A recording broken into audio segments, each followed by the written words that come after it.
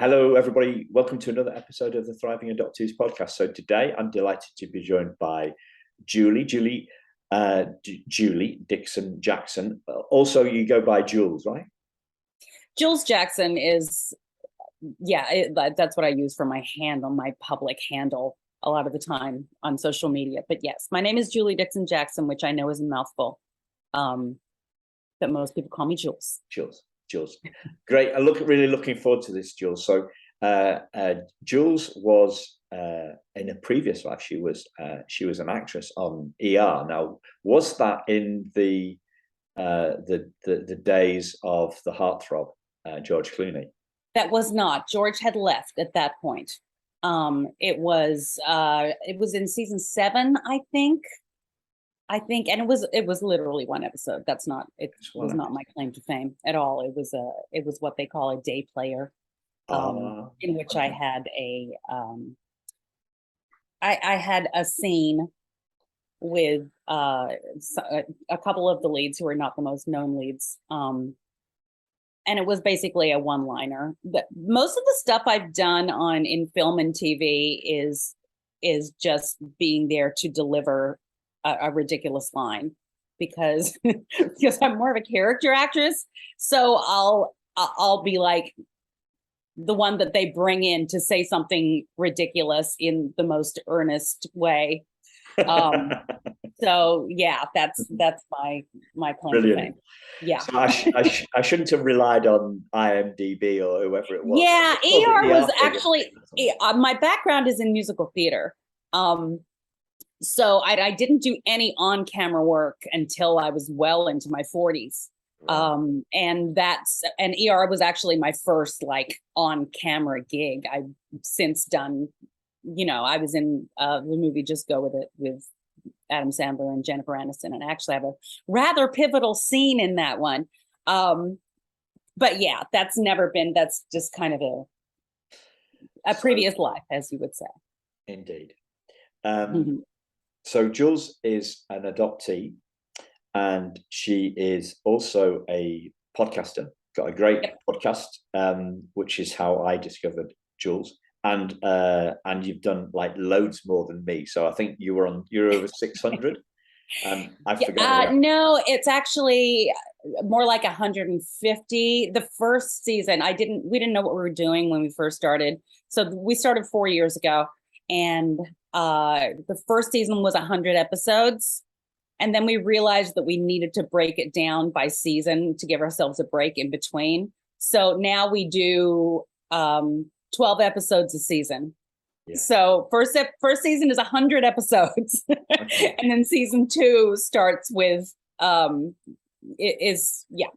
about 150 episodes. And we used to be weekly, it's now fortnightly. Right.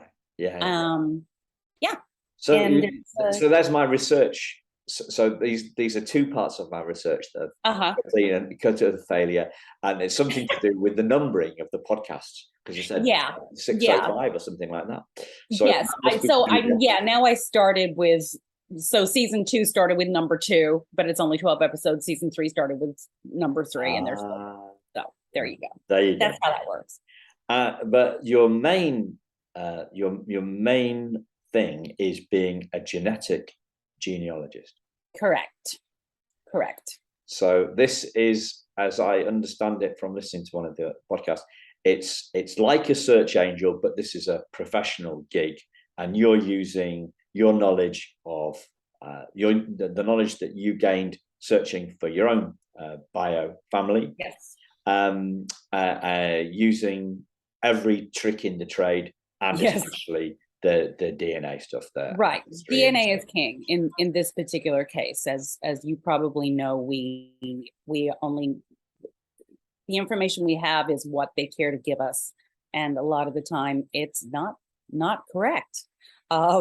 So the only thing that is essentially infallible is science. So I have learned how to interpret DNA results, direct-to-consumer DNA results, and build trees off of that to identify biological family. And I did that for myself after I realized, or after I learned that after 25 years of looking for my biological father, who my mother had told me who he was. I was born in Australia, by the way, so this law was international. When I finally found him and traveled to Australia after doing the genealogy of that whole family, because I'm actually a genealogist, I went and met him and extended family, and had a series of reunions, and it was, and I had done it. I happened to collect his DNA while I was there for genealogical purposes, and only to discover when I got those results back that he was not indeed my father. Yeah. So kind of went down a rabbit hole of somebody else's family. Yeah.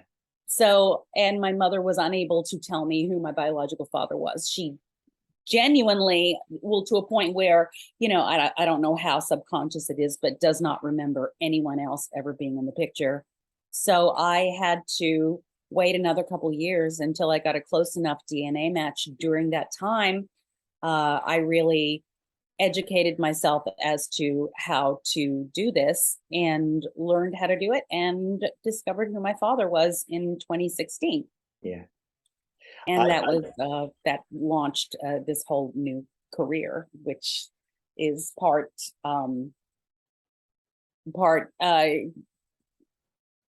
I guess is the third chapter in my life. It's become my life's work, beyond everything else, because that combined with advocating for adoption reform and for adoptee-centered reform in the adoption industry, has become pretty much what I do now in life. Brilliant. Yeah. I listened to that. I listened to you guesting and explaining that story about your supposed biological dad. Yeah. And you meeting him, and what a nasty piece of work he was, to put it politely. Oh, he was the worst. He was the worst. He was so I was raised, my adoptive brother is essentially a sociopath. And in my life, I have been surrounded by sociopaths. So it's very easy to identify them for me. And this guy, I knew within 5 minutes that he was a narcissistic sociopath, and which was bitterly disappointing. But at the same time, there was extended family, and it was at that point what I thought was my truth. And to me, truth is more important than anything else. Yeah. Yeah. So today, because this is such a technical and in-depth topic, Sure. It's genetic genealogy, we came up with this idea, or I came up with this idea, and you graciously agreed, of talking about about expectations. So we live in this world of Western culture where it's I'll be happy when.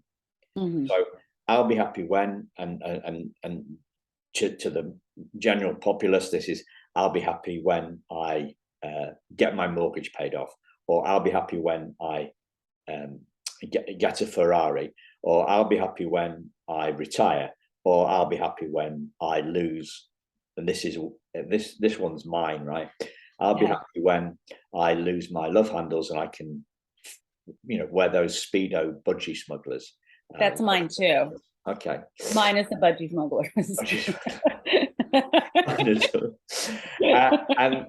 And does this adoptee thing though? I'll be happy when. Yeah. I'll be happy when I find my roots. I'll be happy when I find my biological mother. And right. you said something like, "Well, this was my life." I think, is that what you said? That was your life. That as a child, yes. I was it wasn't about, as a child, it was not about finding my mother. I'll be happy when I find my mother, because I was actually very conscious. It was very easy for me personally to intellectualize that, well, it can't, I came from this person who felt like she couldn't raise me, and so this is my lot in life. And I may or may not ever find her. There is also as adoptees, you probably know, there's the societal expectation that you be nothing but grateful and saying anything or expressing anything about your discomfort in your own skin because of your adoption is frowned upon, and you become labeled ungrateful. So I had a constant anxiety about being good enough and being what my parents expected of me, because I know that they were told, as was everybody in the baby scoop era, that babies are blank slates to be molded into whoever you want them to be. And that was very much not the case in my case, because as you can tell, I have a rather strong personality and point of view, which was essentially the polar opposite of their personalities and point of view. And they could not understand me, and I could not understand them, as much as I tried to explain that I just felt out of sorts and it didn't feel. And I know they did the best they could, but it was very much telegraphed to me that I shouldn't expect too much out of life, because I had limitations, because they had limitations, and they thought my limitations were their limitations. Wow. Does that make sense? It does. Yeah. So I spent my entire childhood trying not to make them uncomfortable with who I was. And it's like, there was nothing about me that was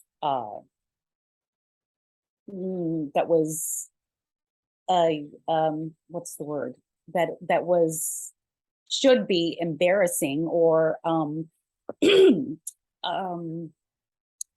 to think of the word. It was just different. I was very comfortable with expressing myself. And they were not comfortable with that in any way, shape, or form. They were very closed down, and let's not draw any attention to us or our family. Yeah. And then they had this kid that was like louder than anyone was comfortable with. So so I grew up with that, and because of that, I was incredibly anxious. That I used to me, the only way when I would try to explain it to them was, I'm worried. I feel worry. In hindsight, I know that was anxiety, but that was the only word that I knew for what I was feeling. Fear of what was to come. This hypervigilance, if you will, that has followed me through life now, of trying to manage my life so that it's in the most comfortable way possible, without I'm sorry, this is going to be hard to edit. Just trying to be happy while not making too much noise, or not being too different from anybody else. Yeah. Because that was, if I did do something, like if I was being bullied by somebody, it was always like, well, what did you do to make them treat you that way? Why did you do that? Why are you like that? Ooh, yuck. Yeah. That's painful. It wasn't fun. So I want to take you back a bit. There's a lot. All right. I want to take you back a bit, because I see this. It's a bit of a bugbear of mine. This a lot of adoptees are concerned about societal expectations of things, Mm-hmm. right? Mm-hmm. And that's not something that I feel. And when I hear it, I get quite worried about it. And I'm pretty good at worrying too. I get quite worried about it because I think if we're waiting for the world to change their opinions of us, we're going to be waiting an awful long time. Right. Yes. And it's almost like going into that is going to getting into that is going to prolong the stress and the worry. Yes. Because we're waiting for them to change, and well, it's that it goes back to what I was saying. I'll be happy when the world's view of adoptees change. Well, we're going to be waiting forever. Right. Not without, I will say that there is a huge push now among the adoptee community, at least my adoptee community that I've made myself a part of now, to enact change in the perception of what it's like to be an adoptee.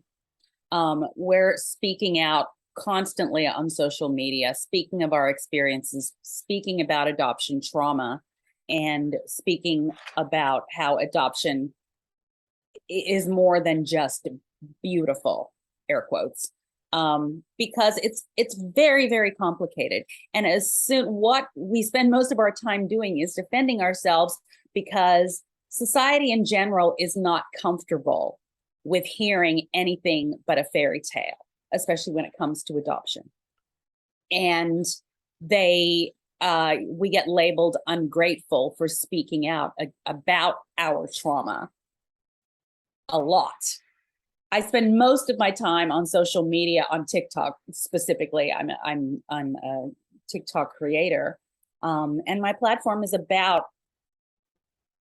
genetic genealogy, but it's also about adoptee trauma and changing and inserting the voices of adult adoptees into the adoption conversation. And we get so much pushback on that because it appears ungrateful to the layman to be speaking out in a way that they perceive as negative about something that should be nothing but beautiful. Wow. Does that make sense? It does. It does.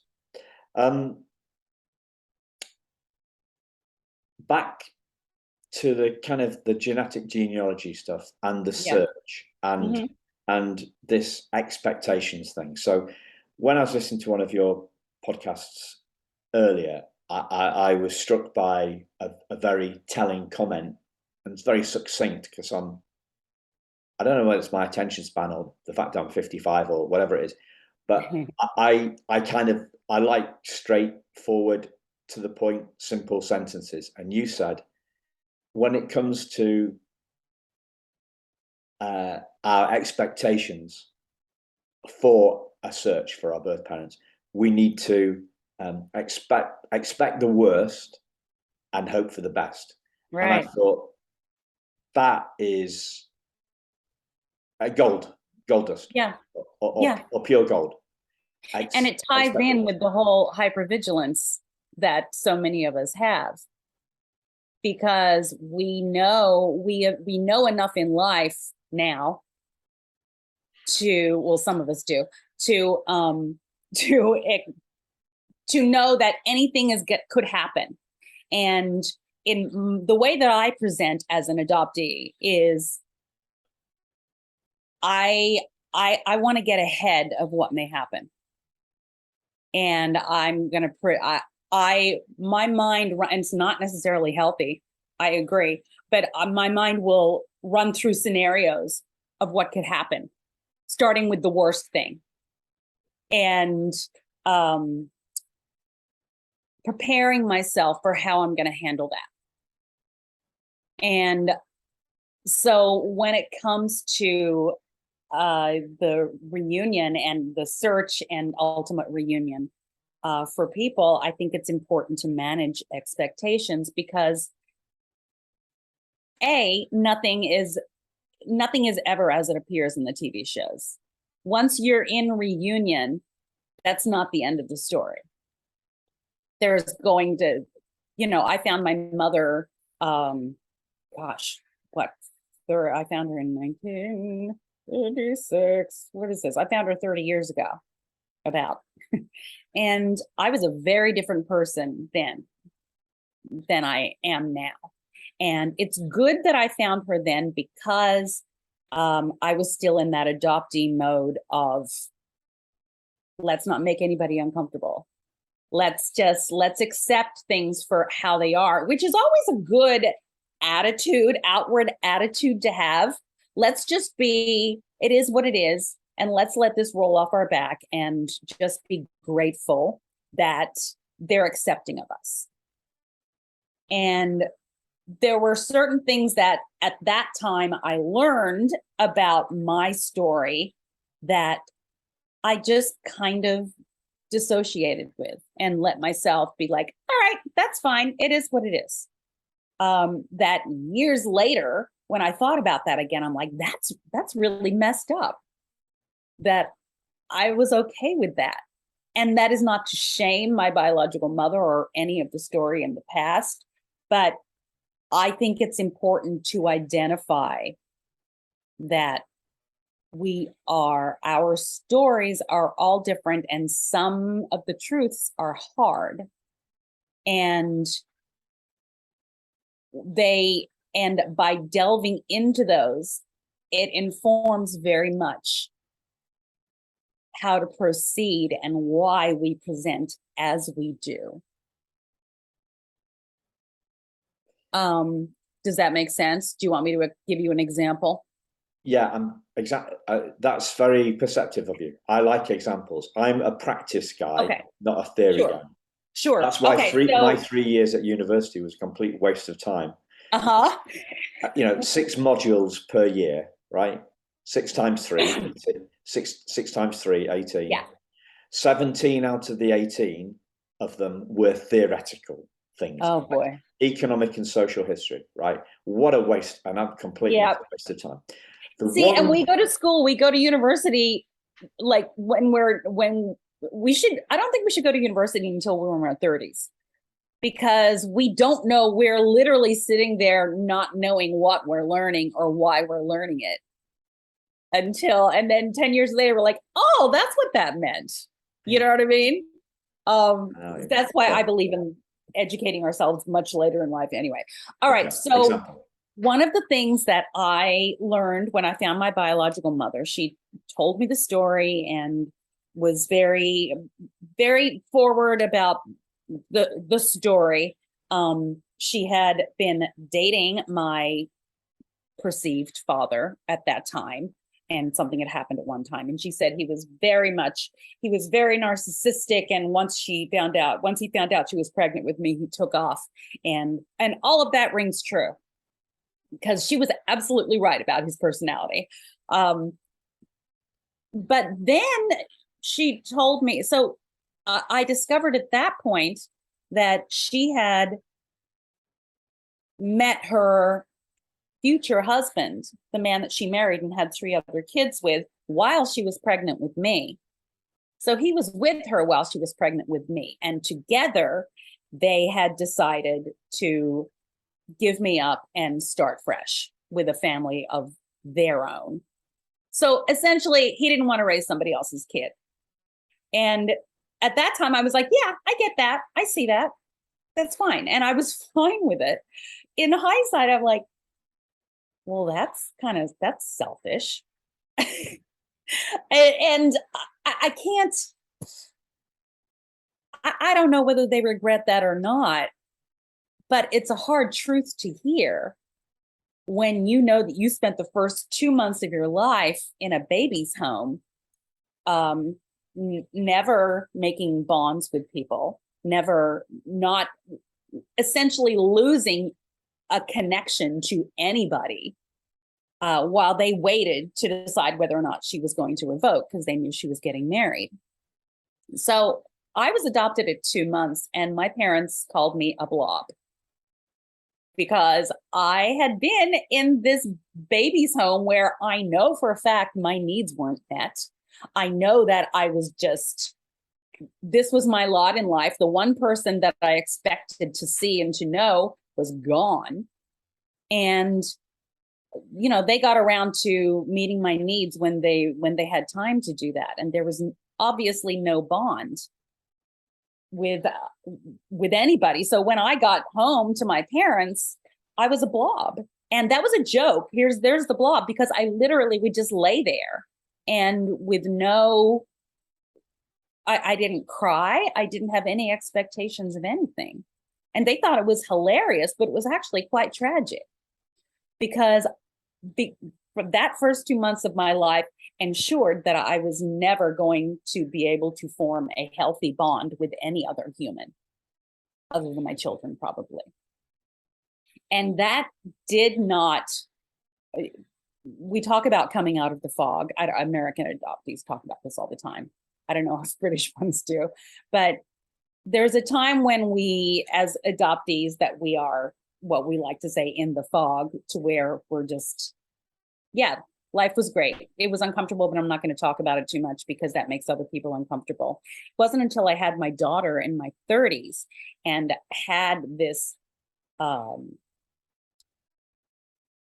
this huge connection with her, to a point where we had to be with each other at all times, and she couldn't be out of my sight. You know, we had to do the family bed. I knew that the only thing that gave her comfort was me. And one day a light bulb went off and I realized, oh my God, I never had this. And that's what I needed more than anything.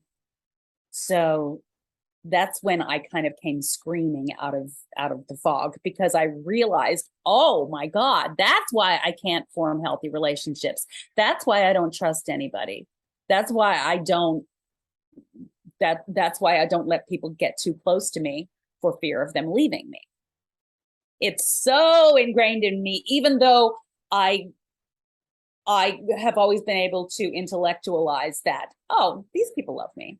You know what I mean? There's the part of you that intellectually, this is what families love each other, even if they're adopted. But my DNA, if you will, was so altered that I did not know how to have healthy relationships, because I was taught not to have expectations. So that's my example. And I realized that I got way off topic again. Sorry about that. It becomes clear. You know, these conversations are for the listeners, and they go wherever they go. Yeah. The most important thing for me actually is that I enjoy them, Mm-hmm.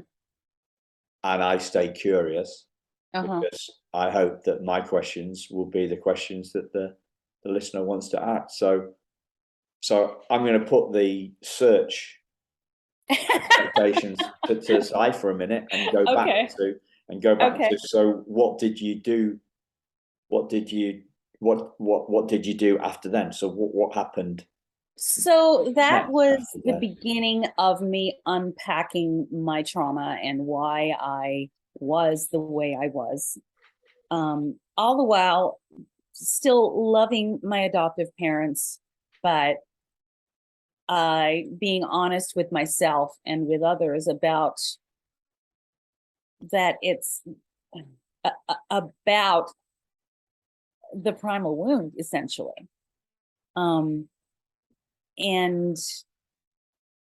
that was also when I started vigilantly looking for my father, because I realized, you know, my daughter was the first person that I had known from birth that was literally related to me. And I realized that there was a whole other half of my DNA, quarter of her DNA, that was missing. And I needed to fill that in, regardless of what the outcome was. I needed, the most important thing to me at that point was the truth about my own origins. Okay. So that's when I started looking for him. And this is long before I knew how to do genealogy. So I started learning that.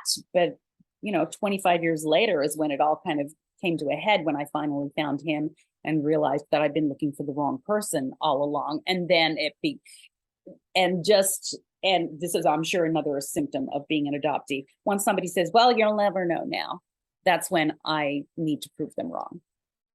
So that's when I started to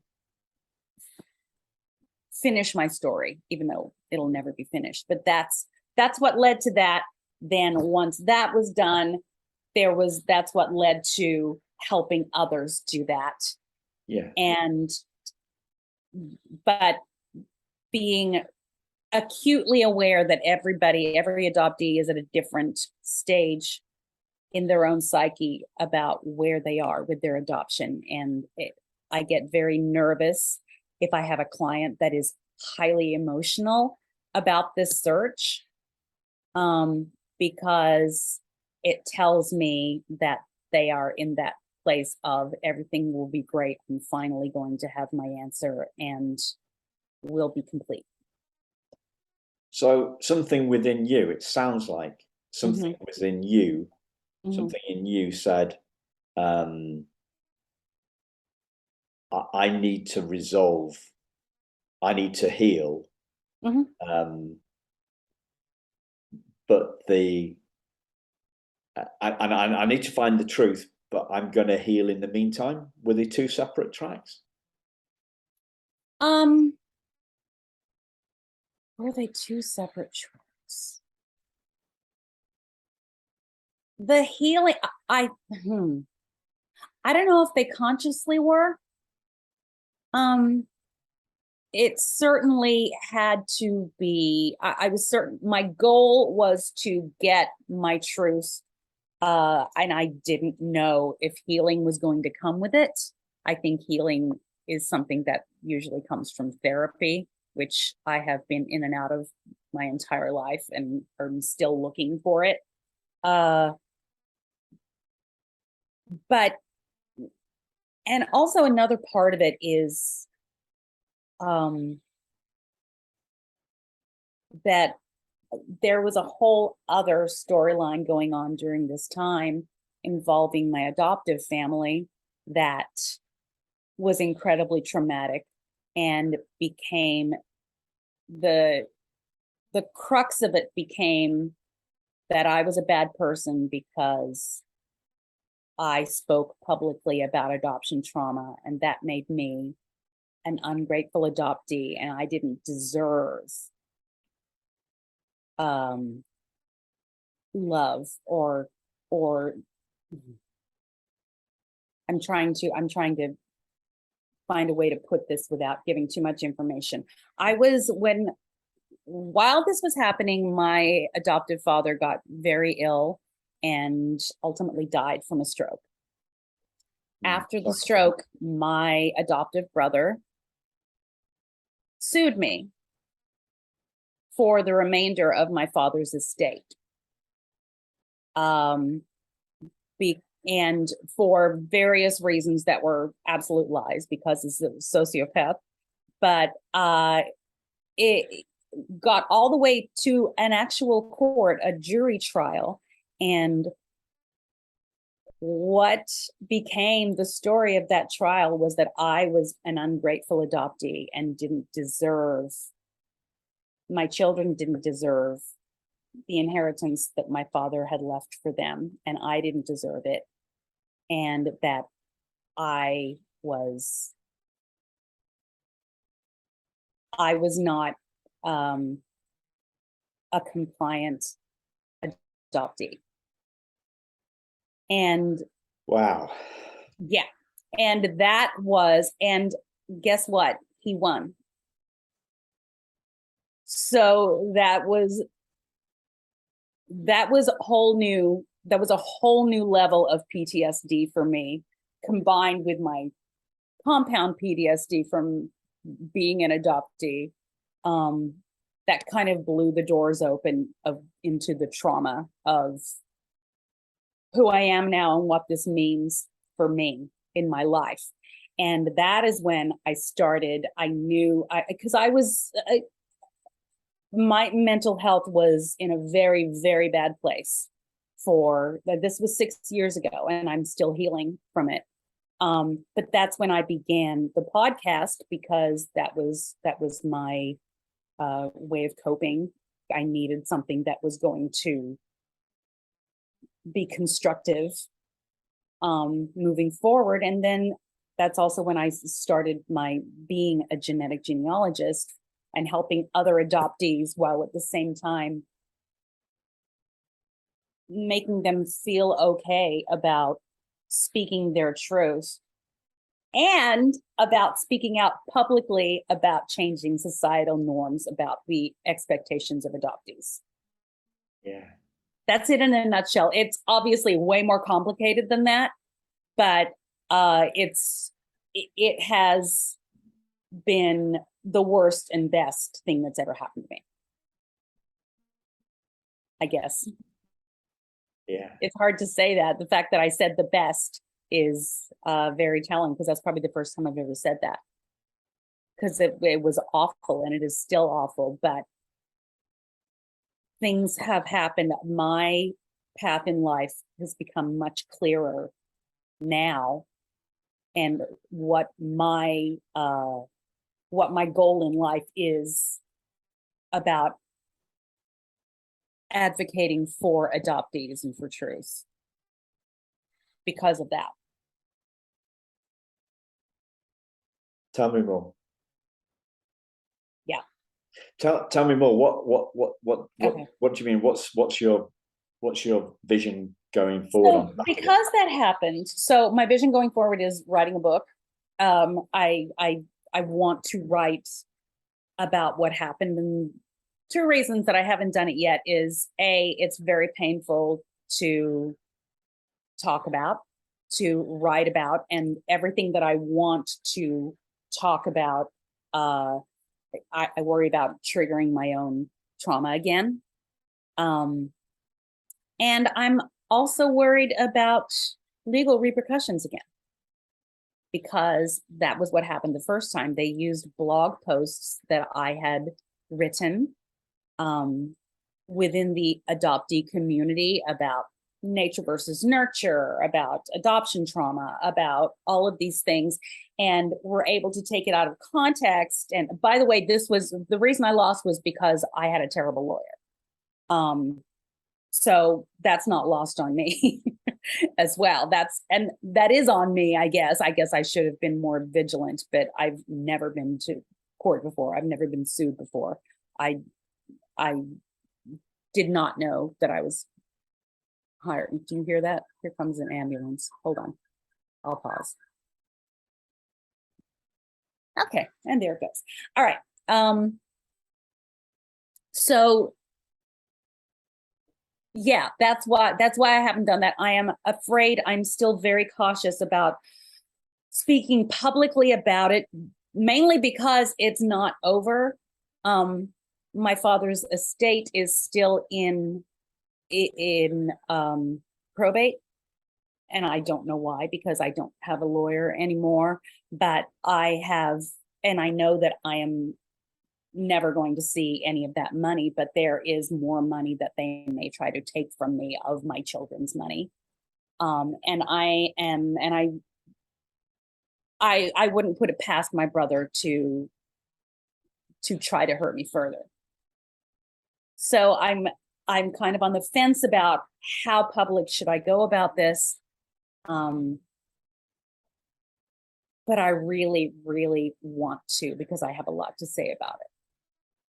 And I think others need to know that this is something that happens and that could happen.